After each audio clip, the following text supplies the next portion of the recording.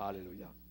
On va lire dans 1 Corinthiens chapitre 11, et nous allons parler donc du repas du souvenir. Le repas du souvenir que nous venons de prendre particulièrement, et nous allons donc en parler maintenant en note plus explicative. 1 Corinthiens chapitre 11. 1 Corinthiens chapitre 11, et nous lisons à partir du verset 23. Le repas du souvenir. Paul déclare aux Corinthiens, « J'ai reçu du Seigneur ce que je vous ai enseigné. » C'est que, voilà l'enseignement, c'est que le Seigneur Jésus, dans la nuit où il fut livré, prit du pain, et après avoir rendu grâce, le rompit et dit, « Ceci est mon corps, qui est rompu pour vous. Faites ceci en mémoire, de moi, en vous souvenant de moi. » On appelle cela le repas du souvenir. Faites ceci en mémoire de moi. De même, après avoir soupé, il prit la coupe et dit, « Cette coupe est la nouvelle alliance dans mon sang. Faites ceci en mémoire de moi. » Encore là, souvenir. En mémoire de moi, toutes les fois que vous en boirez. Car toutes les fois que vous mangez ce pain et que vous buvez cette coupe, vous annoncez la mort du Seigneur jusqu'à ce qu'il vienne ou ce qu'il revienne. Vous proclamez la mort du Seigneur jusqu'à ce qu'il revienne. C'est pourquoi celui qui mangera le pain ou boira la coupe du Seigneur indignement, notez ce mot, indignement, de façon indigne, sera coupable envers le corps et le sang du Seigneur. Que chacun donc s'éprouve soi-même, et qu'ainsi il mange du pain et boive de la coupe. Car celui qui mange et boit sans discerner le corps du Seigneur mange et boit un jugement contre lui-même. Amen. Seigneur, nous te bénissons pour ta parole. Nous prions de la bénir à chacun de nos cœurs. Merci pour l'enseignement, Seigneur, que tu veux nous accorder par la grâce du Saint-Esprit.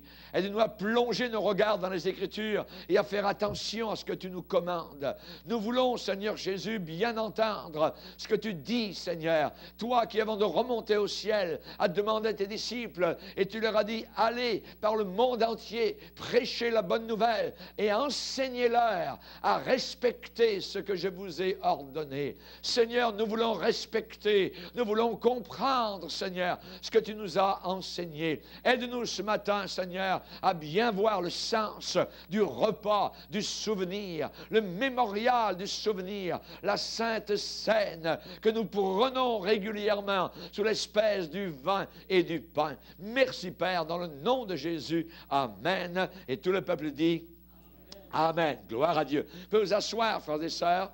Alléluia. Le ministère terrestre de Jésus-Christ, quand Jésus était sur la terre, lorsqu'il a exercé son ministère, eh bien, il a commencé son ministère en instituant une cérémonie. Et il a terminé son ministère en instituant une autre cérémonie. Deux cérémonies, deux ordonnances au travers de tout le ministère de Jésus-Christ. L'un au début, l'autre à la fin. Et chacune de ces cérémonies, chacune de ces ordonnances, eh bien, exprime une expérience vitale, je dirais, pour le chrétien. La première, c'est le baptême dans l'eau. La deuxième, c'est la Sainte Seine, le repas du Seigneur. Et jusqu'au jour, je dirais, où Jésus est descendu dans le Jourdain, où Jean-Baptiste était là, où Jean-Baptiste a pris ses deux mains et les a placées sur la poitrine de Jésus-Christ et le dos du Seigneur Jésus, et a plongé le corps de Jésus-Christ dans les eaux comme un vulgaire pêcheur, imaginez, et ensuite l'a relevé. À partir de là, donc, il y a eu institution d'une cérémonie appelée baptême. Mais jusqu'à ce moment-là, avant que Jésus ne soit baptisé dans l'eau du Jourdain par Jean-Baptiste, la vie de Jésus comme garçon, comme jeune homme, était une vie tranquille, une vie sans aucun événement particulier. qui nous est rapporté, je dirais, dans la parole de Dieu. À part vers 12 ans, où il est allé donc à Jérusalem, et là où il était perdu, rappelez-vous. Mais à part cela, nous n'avons rien du tout, donc, de la vie de Jésus-Christ. Il a grandi, voyez, donc sans aucun événement particulier. Mais ce jour-là, quand Jésus est descendu vers le Jourdain, quand Jean-Baptiste était là pour le baptiser dans l'eau, ce jour-là, tout a changé. Tout a changé à partir de là au Jourdain. Pourquoi? Parce que quand Jésus est sorti de l'eau, quand Jean-Baptiste a ressorti de l'eau et que Jésus est remonté sur la berge du Jourdain, le Saint-Esprit est descendu sur lui et soudainement, une voix audible, la voix du Père, s'est fait entendre, il a acclamé et la voix a dit « Tu es mon Fils bien-aimé en qui j'ai mis toute mon affection. » Tu es mon Fils bien-aimé. Le Père a rappelé à Jésus ce que Jésus savait, mais pour le fortifier, voyez, c'était le début véritablement de son ministère. Donc, le Père lui a dit, tu es mon Fils bien-aimé. Et on voit donc que tout de suite après, le Saint-Esprit a conduit Jésus dans le désert. Et là, dans le désert, Jésus a été éprouvé, Jésus a été, je dirais, oppressé, opprimé par les tentations du tentateur. Le diable, littéralement, voyez. Immédiatement, Jésus, après son baptême dans l'eau, a été défié par Satan. Il a jeûné, un jeûne éprouvant, épuisant, de 40 jours. Jésus était tout seul dans le désert. Et là où Adam, rappelez-vous, avait failli, là où Adam a subi un échec, voyez, eh bien là, le nouvel Adam, Jésus-Christ, a conquis par la puissance du Saint-Esprit. Comment? En s'appuyant totalement et uniquement sur la parole de Dieu. Par quelques versets que Jésus connaissait, dans le psaume 91, dans le Deutéronome chapitre 6, Jésus a pu vaincre Satan en répondant aux tentations du diable par « il est écrit ». Il est écrit. Et j'aimerais vous dire que le seul moyen pour vaincre Satan ne vient pas uniquement de vos résolutions ou de votre pensée positive ou quoi que ce soit. Vous n'arriverez jamais à vaincre le diable, ni avec de l'eau bénite, ni avec du buis, ni avec rien du tout, ni avec des croix, ni avec... Oubliez ça. Vous ne pourrez vaincre le diable que par la parole de Dieu. C'est la parole de Dieu qui met en fuite Satan. Il est écrit. Il est écrit. Voyez?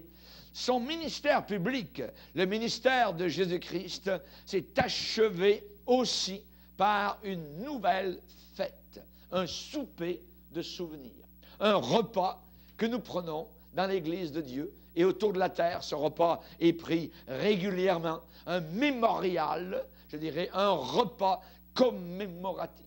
Dans nos villes, nous avons parfois des monuments de souvenirs, des monuments aux morts. On se rappelle les morts de la Deuxième Guerre mondiale, on se rappelle aux États-Unis, à Washington, les morts de la guerre du Vietnam ou quoi que ce soit, hein, et il y a des monuments qui sont élevés pour se souvenir. Nous, dans l'Église de Dieu, il n'y a pas de monument particulier qui est élevé, mais un repas qui est élevé et un repas qui nous permet de nous souvenir ce qui a été accompli sur le champ de bataille par Jésus, notre Sauveur. Amen.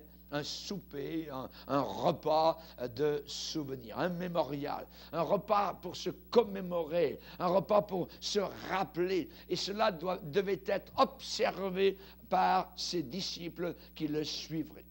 Vous savez que le pays d'Israël a été visiblement ébranlé par des événements formidables pendant les 3 ans environ. Jésus-Christ avait donc marché au travers des villes et villages du nord au sud, de l'est à l'ouest, et Jésus avait accompli, réalisé une prophétie qui avait été donnée par Ésaïe le prophète au chapitre 61. On va la lire. Ésaïe 61.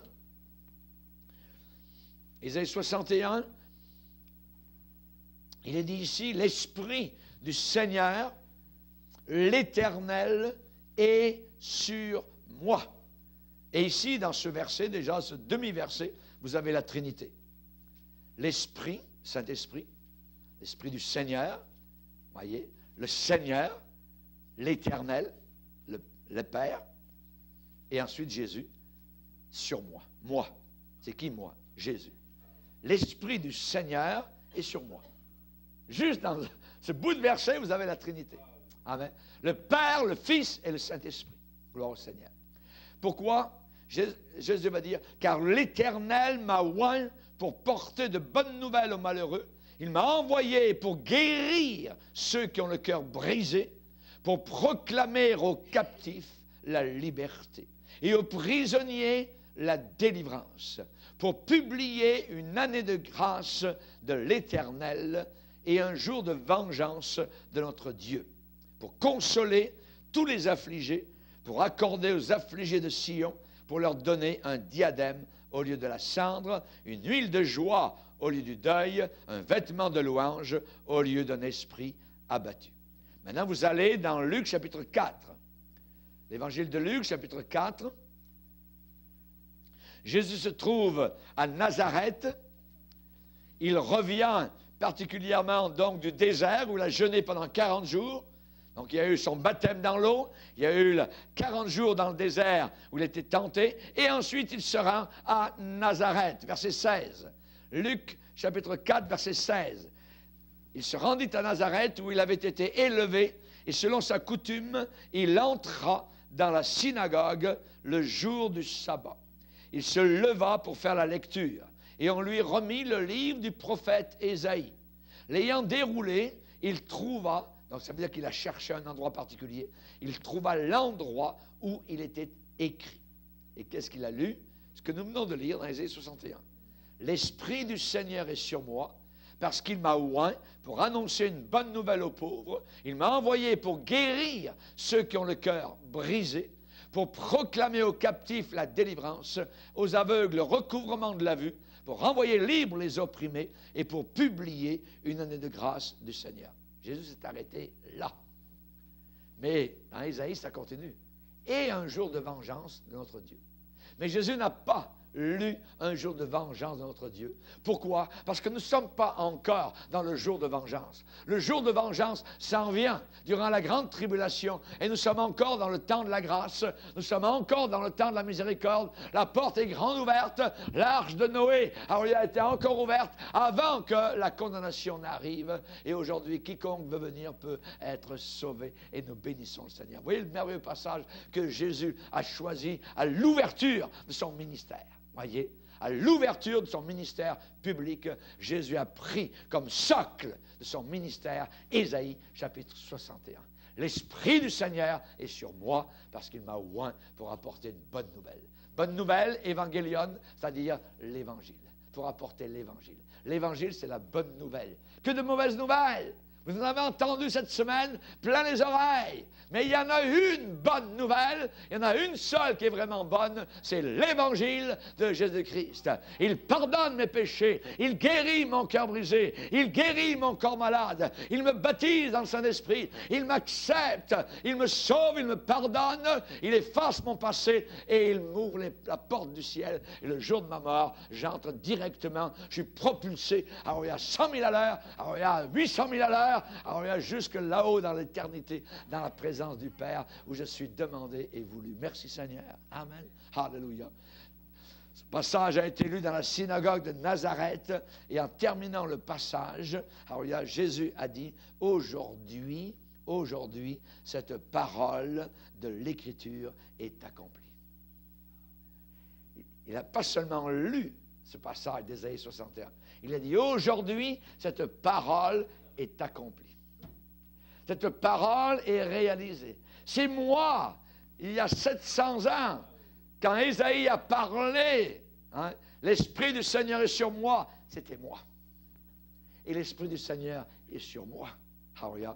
Depuis le Jourdain, alléluia, le Saint-Esprit est venu avec puissance, alléluia, et là Jésus commençait son ministère d'autorité et de puissance. Des milliers de personnes ont bénéficié de son ministère, de guérison, de délivrance, de pardon. C'est merveilleux. Partout où Jésus passait, les gens disaient derrière lui, il fait tout à merveille. Que de miracles de guérison, que de miracles de corps malades, de corps brisés, de démoniaques délivrés, de choses magnifiques que Jésus a fait. Mais la Bible ne raconte pas tout ce qu'il a fait. Alors, on va le lire dans Jean. Jean. Évangile de Jean, chapitre 20.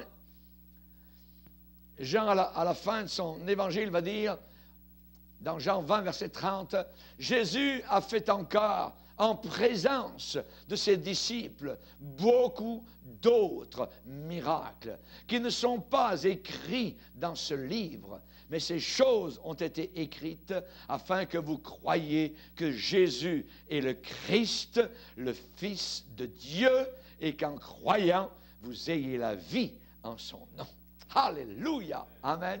Ces choses ont été écrites, l'évangile de Jean, la parole de Dieu, la Bible a été écrite. Pourquoi? Ces choses ont été écrites afin que vous croyiez que Jésus est le Christ, que Jésus est le Sauveur du monde, que Jésus est le Messie, afin que vous le croyiez et qu'en croyant, vous ayez la vie éternelle en son nom. Allez un peu plus loin dans le chapitre 21, verset 25, le tout dernier verset de l'évangile de Jean. Jésus a fait encore beaucoup d'autres choses.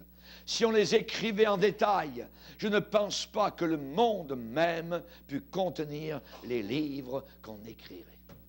Imaginez, aucune bibliothèque, aucun computer, aucun ordinateur ne pourrait ramasser tous les miracles que Jésus a fait, tellement il y en a. Tellement il y en a. Et même encore aujourd'hui, actuellement, il en fait partout autour de la terre. Et nous avons des rapports merveilleux de ce que Dieu fait dans les pays de l'Est, en Lituanie, en Croatie, au Bhoutan, et ailleurs. Il fait des choses magnifiques et glorieuses en Afrique. Que Dieu soit glorifié. Merci Seigneur. Amen.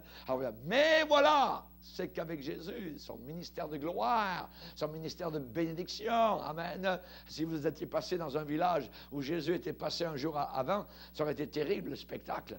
Vous seriez arrivé dans une ville où les rues auraient été pleines de débris. Ici, il y a une canne qui est quelque part. Ici, il y a 3 autres cannes. Là-bas, il y a un grabat qui est là. C'est rempli de papier, tout ça. Mais qu'est-ce qui s'est passé? Vous allez frapper à une porte. Qu'est-ce qui s'est passé là, hier, tout ça? Tu sais pas? Jésus de Nazareth est passé par là. Les malades ont été guéris, les boiteux ont marché, les paralytiques, regarde, ils n'ont plus besoin de leurs béquilles, de leurs affaires, de leur lit portatif. C'est fini. Jésus est passé par là. Partout où Jésus passait, c'était la vie, c'était la guérison, c'était la joie. Il a porté la lumière. Je suis la lumière du monde, a dit Jésus. C'est magnifique et glorieux. Alléluia. Mais voilà, c'est que la marée nationale d'opinion publique a tourné contre lui.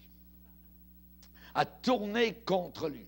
Le mot a passé rapidement de bouche à oreille à partir de la hauteur, alors il y a d'en haut de la hiérarchie des prêtres et des sacrificateurs jaloux, voyez, et méchants, religieux mais méchants. Alors il y a soudain le cri est sorti, il faut l'arrêter, il faut le tuer. Il faut l'arrêter, il faut le tuer. Voyez, on va le lire dans Jean 11, verset 53. Avec le diable, vous ne riez pas. Quand il y a des bénédictions de Dieu, généralement, peu après, il y a des malédictions de Satan qui arrivent. Dans Jean 11, verset 53, « Dès ce jour, ils résolurent de le faire mourir. C'est pourquoi Jésus ne se montra plus ouvertement parmi les Juifs.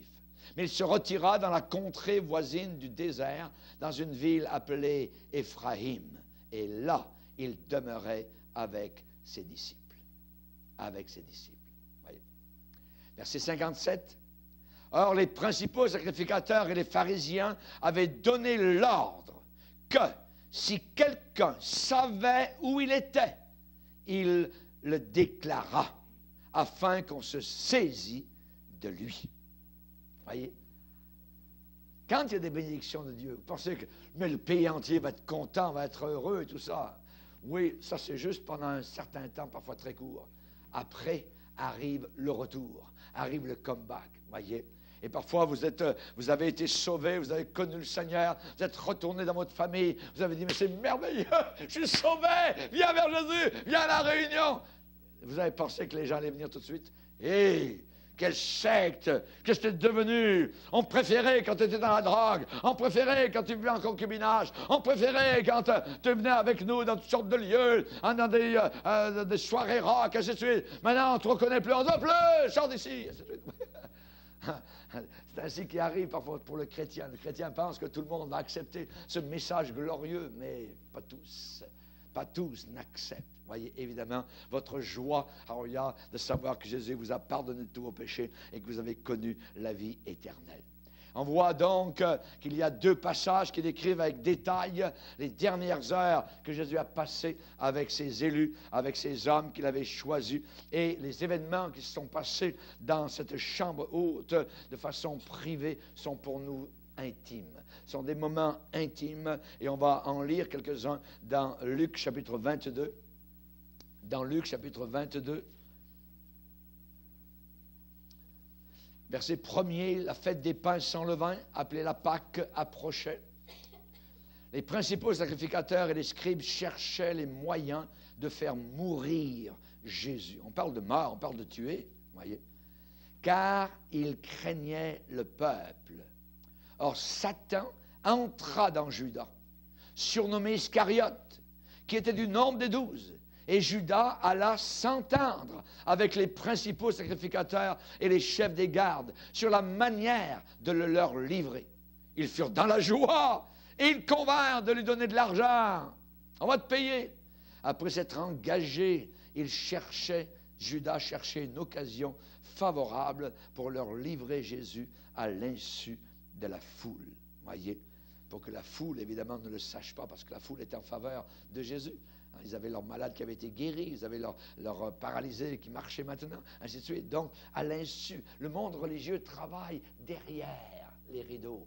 Le monde religieux travaille en arrière, voyez, parce qu'ils ne peuvent pas travailler en avant, ils ne sont pas honnêtes, ils ne sont pas sincères. Alors, ils cherchent toujours à détruire, à détourner les gens, évidemment, donc, de la vérité. Et c'est cela, le monde religieux. Il y a des gens qui pensent que parce qu'on parle de Dieu, tout ça, c'est magnifique, tout est beau, tout est bien. Ah ouais. Mais parler de Dieu, évidemment, ça ne suffit pas. Il faut être du bon côté. Il faut être du bon côté, parce qu'on peut descendre avec Dieu dans la bouche en enfer. Et il faut savoir être avec Jésus-Christ et supporter l'opprobre et supporter la honte parfois que Jésus-Christ nous apporte. On va lire maintenant dans Jean chapitre 13. Dans Jean chapitre 13. Jean chapitre 13, verset 1er. Avant la fête de Pâques, Jésus, sachant que son heure était venue de passer de ce monde au Père, et ayant aimé les siens qui étaient dans le monde, mis le comble, voyez, le top, voyez, top niveau, le comble à son amour pour eux.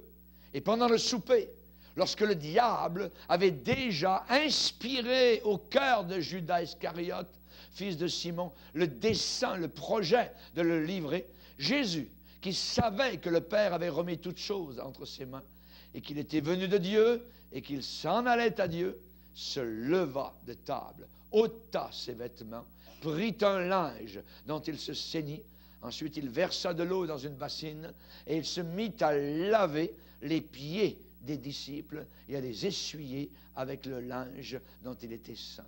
Il vint donc à Simon-Pierre, et Pierre lui dit, « Toi, Seigneur, tu me laves les pieds ?» Jésus lui répondit, « Ce que je fais, tu ne le comprends pas maintenant, mais tu le comprendras bientôt. » Pierre lui dit, « Non, jamais, tu ne me laveras les pieds. » Jésus lui répondit, « Si je ne te lave pas, tu n'auras pas de part avec moi. » Simon-Pierre lui dit, « Seigneur, non seulement les pieds, mais encore les mains et la tête. » Et Jésus lui dit, « Non, celui qui est lavé n'a besoin que de laver ses pieds pour être entièrement pur. Et vous êtes purs, mais non pas tous, parce qu'il connaissait celui qui le livrait. C'est pourquoi il dit, vous n'êtes pas tous purs. » Amen. Chers amis, à aucun moment, on voit que Jésus n'a montré de la frayeur. En quel moment nous ressentons que Jésus a peur, voyez, devant ce qu'il attend, devant la croix. Non! Depuis le début, il savait qu'il était venu exactement pour la croix du calvaire, pour payer le rachat. À aucun moment, il ne montre du recul, il ne montre de la répugnance, voyez, face à son rôle d'agneau de Dieu. D'agneau de Dieu, voyez. Son ministère, je dirais, prophétique, venait de s'achever. Et Jésus allait maintenant entrer dans la deuxième phase d'opération comme prêtre, c'est-à-dire sacrificateur, et en même temps sacrifice. Il allait être le sacrificateur et le sacrifice. Que Dieu soit béni. Amen. Nous rentrons sur un terrain saint, 3 fois saint. Alléluia. Sa façon, sa manière, ses actions, voyez, ont fait qu'il avait un amour profond pour ses disciples. Très profond. Comme il a un amour, pas superficiel pour nous, il a un amour profond pour chacun de nous. Il a un amour profond pour toi qui m'entends, pour toi qui m'écoutes. Si tu étais la seule et unique personne sur la terre, il t'aimerait pleinement et totalement à 120%. Amen. Alléluia. Et il avait un amour profond pour ses disciples et la Bible dit qu'il a aimé les siens qui étaient dans le monde et il a mis le comble à son amour pour eux. Il a mis le comble, amen. Il a mis la mesure, alléluia, de plus qu'il fallait, le comble à son amour. Que Dieu soit béni. Alléluia. Il m'aime. Redis-toi cela. Redis-toi bien cela. Pourquoi? Parce que le diable est en train de dire le contraire. Dieu ne t'aime pas. Regarde, quand ce qui t'arrive, Dieu ne t'aime pas. C'est le contraire. Dieu m'aime malgré ce qui peut m'arriver. Et je vais l'aimer. Mes frères et sœurs sont persécutés. Quelque part dans le monde, sont en train de geindre au travers des prisons de la terre. Ils sont aimés du Seigneur quand même, malgré cela. Ceux qui ont tout perdu, ceux qui ont eu leur maison brûlée, ceux qui ont dû fuir dans les montagnes, ceux qui se sont cachés dans les cavernes. Relisez Hébreux chapitre 11. Ces héros de la foi étaient quand même aimés du Seigneur. Mais dans ces moments-là, le diable arrive et dit, regarde, Dieu ne t'aime pas. Regarde ce qui t'arrive, ainsi de suite. Non, Dieu nous aimera tout le temps. Soyez convaincus de cela. Amen. Et ayant aimé les siens qui étaient dans le monde, il mit le comble à son amour pour eux.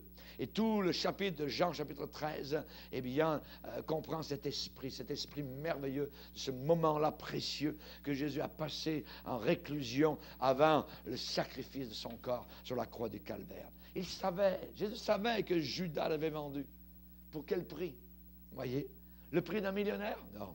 Pour le prix d'un esclave. Ils lui ont donné à Judas le prix, la valeur d'un homme esclave à cette époque-là. Imaginez. Et lui, 30 pièces d'argent, il les a grabées, il les a pris, il aimait l'argent, il aimait entendre le son de l'argent. Voyez, Jésus savait tout cela. Il savait aussi qu'il y avait rivalité parmi eux pour savoir qui était le plus grand. Rappelez-vous les disciples. Voyez. Hey, Jésus, c'est qui le plus grand parmi nous? Tu sais, hein? Il n'y a pas un rôle, 1, 2, 3, 4, voyez. Non, avec Dieu, nous sommes aimés du même amour, tous ensemble. Il ne m'aime pas plus moi qu'il vous aime vous. Il nous aime tous d'un même amour. Amen. Il nous aime quand nous l'aimons. Il nous aime quand on l'aime un peu moins. Il nous aime quand on le sert de tout notre cœur. Il nous aime quand on est attiré vers le monde ou même quand on trébuche ou qu'on pêche. Il nous aime, il nous aimera jusqu'à la fin. Amen. Soyez convaincus de cela. Amen. Alléluia. Ça ne veut pas dire qu'il aime le péché. Ça ne veut pas dire qu'il aime nos déviations. Ça ne veut pas dire qu'il aime nos défaillances. Mais il nous aime, nous, en tant que personne. Et il a démontré par les clous, amen, de ses mains. Dans les clous dans ses mains et dans ses pieds. Merci Seigneur. Jésus savait que dans quelque temps, l'apôtre Pierre déclarerait ne pas l'avoir connu. Il savait tout cela. Imaginez, voyez. Jésus savait que tous allaient l'abandonner. Il savait que tous allaient se cacher. Il savait tout cela. La Bible dit, alors tous les disciples l'abandonnèrent et prirent la fuite. Et pourtant, dans Jean 13, il est dit que Jésus mit le comble à son amour. Il les aimait tellement. Mais pourtant, là, le comble, la goutte qui fait déborder le vase. Voyez, imaginez, Jésus a enlevé ses vêtements, la robe sans couture qu'il avait. Alors, regarde, la belle robe qu'il avait. Il a pris un habit d'esclave. Il a pris la serviette de l'esclave. Il s'est mis à genoux, lui, le Fils de Dieu devant qui nous devons nous mettre à genoux. Lui s'est mis à genoux, non pas pour adorer ses disciples, mais pour les servir, pour laver leurs pieds. Voyez, quelle grâce, voyez. Tu es notre sauveur, rempli d'humilité, rempli de grâce. Il y a de l'espoir pour toi, mon frère, ma sœur. Alléluia. Merci. La Bible dit, il mit le comble à son amour. Non seulement c'est merveilleux, voyez, de dire, il les aimait beaucoup. Non, la Bible dit, il mit le comble à son amour. Il a rempli la mesure de son amour en enlevant ses beaux vêtements pour prendre des vêtements d'esclaves et se mettre lui-même à genoux aux pieds de ses disciples et leur laver les pieds. Merci Jésus. Merci Seigneur. Alléluia. Vous pleurerez à la maison en pensant à ces paroles qui brisent notre cœur. Jésus allait sortir de cette salle de souper vers des événements qui l'attendaient et qui allait révéler sans l'orme d'un doute sa consécration totale à ce que son Père demandait. Sa consécration totale à ce que ce Père céleste demandait de ce Fils bien-aimé, incarné. Alléluia. Merci Seigneur. Au travers de l'arrestation, Jésus arrêté comme un vulgaire brigand. Voyez, au poste de police, non, tu ne passes pas. Voyez. Jésus, le Fils de Dieu, le Créateur, rempli d'amour, voyez.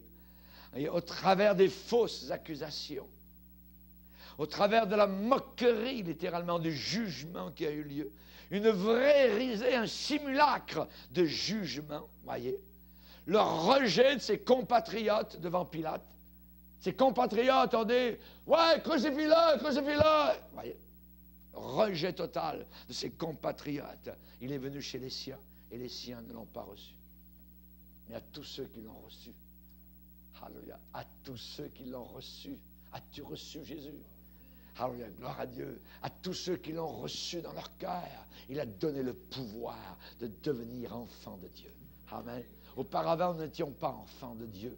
Je me rappelle, il y a un pape qui est venu, quand j'étais plus jeune, ici à Montréal, dans le stade, il a crié, « Vous êtes tous des enfants de Dieu! » Ouais, à mon œil, voyez. On n'est pas tous des enfants de Dieu. Voyez.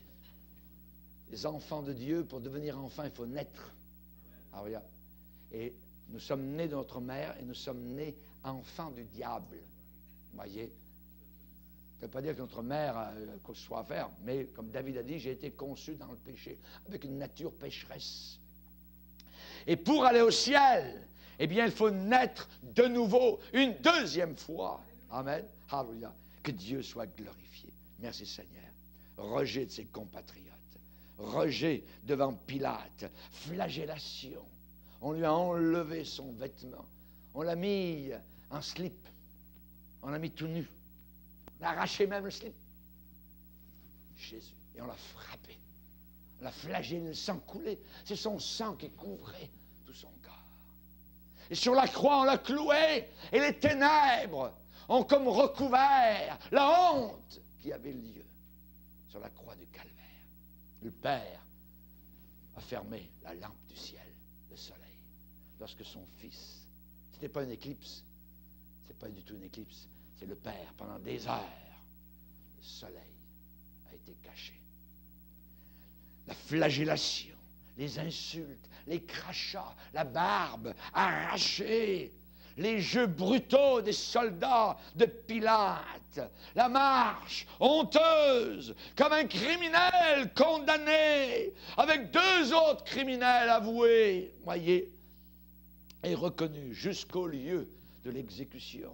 Couche-toi par terre. Ben, ils l'ont poussé peut-être sur le bois. Et maintenant, Jésus est là, avant que tout cela n'arrive. Il est avec ses disciples dans la chambre haute. Dans la chambre haute, ces dernières heures qu'il a passées avec ses disciples, il leur avait confié la mission la plus difficile et la plus glorieuse, laissée à un groupe d'hommes. Amen. Lui, Jésus, la gloire éternelle du Père. Lui, la lumière du monde. Lui, l'innocent. Lui, le sans péché. Le péché ne l'a jamais touché. Si le péché avait pu toucher Christ, si Jésus avait pu dire un petit mensonge, il ne pourrait jamais être le sauveur du monde. Il était sans péché, immaculé. Voyez, chers amis, lui, la gloire éternelle de Dieu, dans cette réclusion avec ses disciples avant la croix. Il s'est levé, il a ôté sa tunique, il a pris le linge du serviteur, de l'esclave de la maison, il a pris un bassin, une bassine, et il a lavé les pieds de ses disciples comme un serviteur qui est acheté, comme un serviteur qui est loué dans une maison. L'impact de cette action, chers amis, a été plus grand que des milliers d'exhortations. L'impact de ce geste de Jésus, qui a pris la forme d'esclave dans une maison à cette époque, a eu plus d'impact que peut-être des millions de paroles. Pendant qu'ils étaient assis, Jésus a passé devant eux et a lavé les pieds de ses disciples avec des mains qui allaient être clouées. Le sang rouge allait couler. Il leur a donné sa formule pour être ses disciples. Les caractéristiques, je dirais, immanquables d'un chrétien, Jésus leur a dit, à ceci tous reconnaîtront que vous êtes mes disciples. À l'amour, pas aux dons spirituels, pas aux miracles, pas aux guérisons, signes unilatéral, universel, international. À ceci, tous reconnaîtront que vous êtes mes disciples, à l'amour que vous avez les uns envers les autres. C'est ça, le signe inébranlable, et que le diable hait, à l'amour que vous avez les uns envers les autres. Quelqu'un face à la mort parle généralement à ceux qui l'entourent seulement des choses qu'il considère importantes. Les autres choses sont secondaires. Il va bientôt quitter la terre. Il va bientôt mourir. Son cœur va s'arrêter de battre dans quelques instants. Voyez? Eh bien, on voit que Jésus, dans les dernières paroles qu'il a données avant sa mort sur la croix, dans ses dernières heures avant le calvaire, sont très, très importantes. Surtout si cet homme est un leader. On l'écoute. Voyez? Par exemple, David, avant de mourir, eh bien, nous lisons les paroles qu'il a données. Il a fait venir son fils à côté de lui, de son lit. Il a dit, toi, Salomon, mon fils, connais le Dieu de ton père. Connais le Dieu de ton père. Sers-le d'un cœur dévoué et d'une âme bien disposée, parce que l'Éternel sonde les cœurs et il pénètre tous les desseins et toutes les pensées.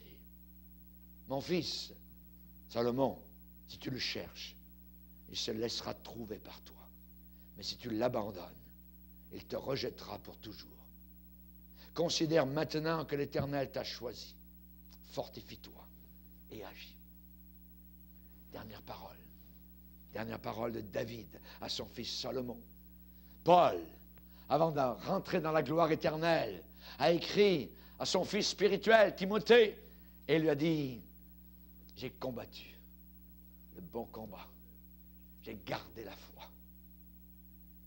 Et l'autre parole? J'ai achevé la course. C'est bien de commencer. Et nous avons vu au travers de notre ministère des centaines de personnes commencer. Et vous en avez vu qui aujourd'hui sont dans le monde. Ils ont bien commencé, mais ils n'ont pas continué. Ils ont mal achevé. Ils finissent mal. Il faut bien commencer, bien continuer et bien finir. J'ai achevé la course. Désormais, la couronne de justice m'est réservée. Et le Seigneur, le juste juge, me la donnera ce jour-là, non seulement à moi, mais à tous ceux qui auront aimé sa venue. Merci Seigneur. Amen. Jésus a planifié que ces dernières heures, eh bien, coïncideraient avec la fête de Pâques juive. Cette grande salle à Jérusalem était disponible, là où il pouvait observer la Pâque avec ses hommes. Et personne, probablement en Israël, ne savait que la fête de Pâques allait arriver à sa fin. Oui, personne ne savait. Pourquoi? Parce que c'est Christ qui était la Pâque. Tout ce que les Juifs ont fait pendant des millénaires, c'était tout pour aboutir à Jésus. Jésus, notre Pâque, a été immolé. C'est fini. Nous n'avons plus besoin de la messe catholique. Ça ne sert à rien. C'est zéro.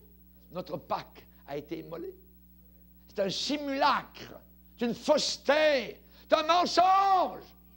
La messe catholique est un mensonge éhonté. Pourquoi? Parce que Christ, une fois pour toutes, a été offert sur la croix du Calvaire et nous n'avons plus besoin du sacrifice renouvelé de Jésus-Christ. La Sainte Seine n'est pas le sacrifice renouvelé de Jésus-Christ. Le pain ne devient pas le corps, le sang, le vin ne devient pas du sang. Jamais de la vie. Et des millions de catholiques romains croient que tout d'un coup ça devient du sang. Voyez?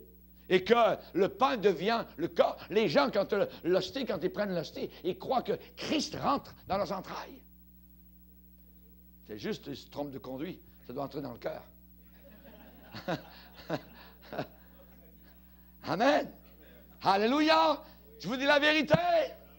C'est ça la vérité. Que Dieu soit béni. Et c'est la vérité qui nous libère.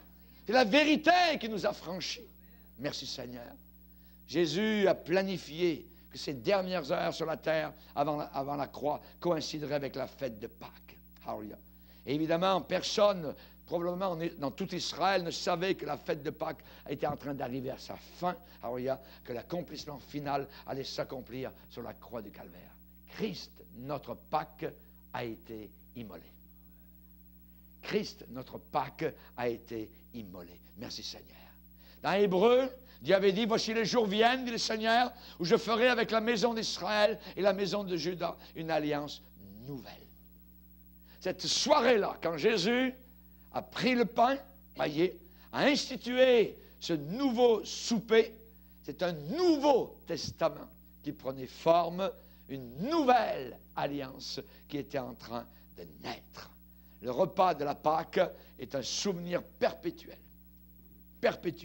pour Israël de cette ancienne alliance.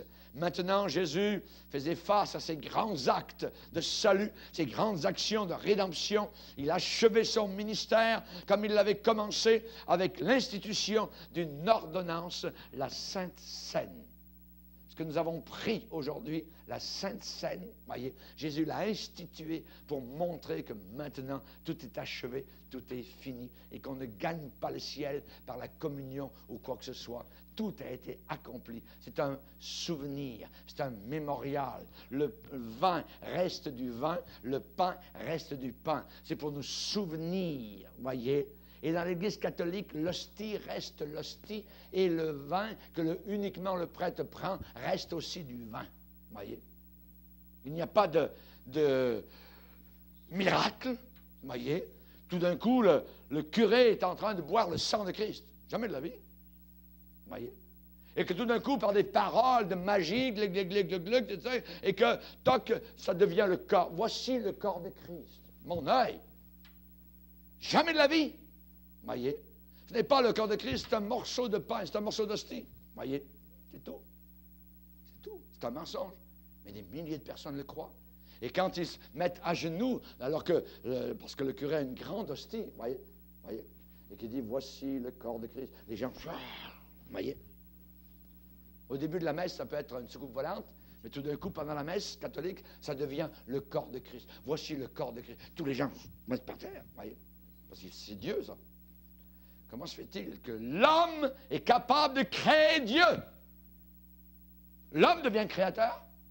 Au début de la messe, c'est une soucoupe volante, et pendant la messe, ça devient Dieu. Voici Dieu. Voici l'agneau de Dieu qui ôte les péchés du monde. Et les gens, vous voyez, à genoux, parce qu'ils croient que c'est l'agneau de Dieu, que cette affaire, cette soucoupe volante, voyez, blanche, c'est l'agneau de Dieu, c'est Dieu. L'homme, le curé, a été capable de créer Dieu. C'est ça que ça veut dire. Au début de la messe, ce n'est pas Dieu, mais tout d'un coup, dans la messe, c'est Dieu.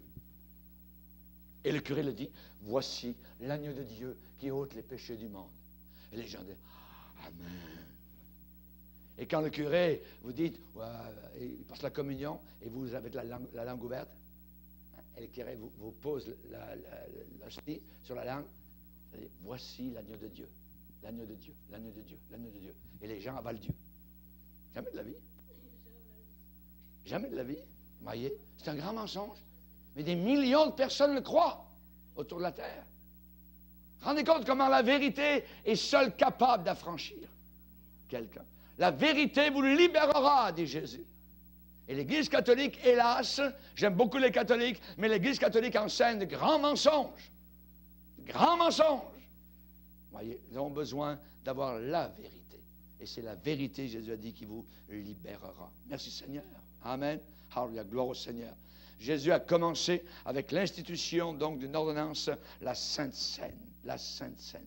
La Bible dit dans 1 Corinthiens chapitre 5 verset 7, Christ notre Pâque a été immolé. Christ notre Pâque a été immolé. Tout est fait, tout est accompli. Et avant de mourir, quand Jésus, son menton sur la croix, a touché sa poitrine, tout était réalisé. Mon âme, perdue, sale, pourrie, venait de passer de l'enfer au ciel. Par un seul acte, par un seul sacrifice. La messe catholique ne sauve personne. La Sainte Seine, alors des chrétiens ne sauvent personne. C'est un mémorial. Nous nous souvenons de ce que Jésus a fait sur la croix de Calvaire. Christ, notre Pâque, a été immolé. Tout est accompli. Avant de mourir sur la croix de Calvaire, Jésus a eu la tête debout tout le long. Tout le long. Pourquoi? Parce qu'il l'a baissé à la fin. Et en baissant la tête, quand son menton a touché sa poitrine, il a crié « Tout est réalisé! Tout est accompli! » Et il a baissé la tête. Et au même moment, dans Jérusalem, au même instant, dans le temple avait un lieu avec un voile immense qui séparait le lieu saint du lieu très saint. Ce voile, sans que personne y touche, a été déchiré par une main invisible de haut en bas. Imaginez le sacrificateur qui était là cette journée-là. Ah! Le lieu très saint ouvert! On va mourir, ainsi de suite. Voyez? Parce qu'une seule fois par an, un sacrificateur, le souverain sacrificateur, entrait dans ce lieu. Et en plus, on l'attachait avec il avait une sorte de fil, une cordelette, pour l'attacher à son pied au cas où il meurt devant Dieu dans le lieu très saint, et les autres l'auraient tiré. Voyez? Parce qu'on ne pouvait pas entrer dans la présence de Dieu très saint.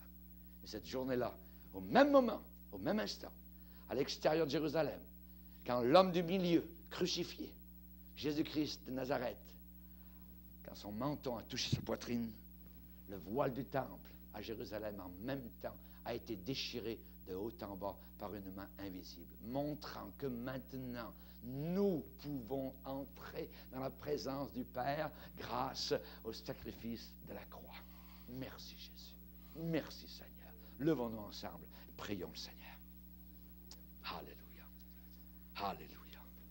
Alléluia. Jésus, Jésus. Seigneur, nous voulons te bénir. Seigneur, nous voulons t'adorer. Seigneur, nous voulons te glorifier. Alléluia. Oh Seigneur, comme tu es grand et puissant, comme tu es le vivant, le merveilleux, le glorieux, tu es mort pour nous à la croix du Calvaire. Tu as payé le prix de nos péchés, car la Bible dit le salaire du péché, c'est la mort. Tu as goûté la mort, tu as bu la mort pour nous, Seigneur, afin que nous ne mourions jamais. Tu as déclaré avec force et vivacité, si quelqu'un croit en moi, il ne mourra jamais. Alléluia! Tu nous as accordé la vie éternelle qui bat maintenant dans notre poitrine. Cette espérance n'est pas morte, c'est une espérance vivante. Alléluia! Bénis tes enfants et encourage-nous à te suivre jusqu'à la fin du voyage. Au nom de Jésus, Amen. Et tout le peuple dit Amen. Gloire à Dieu, on va louer le Seigneur.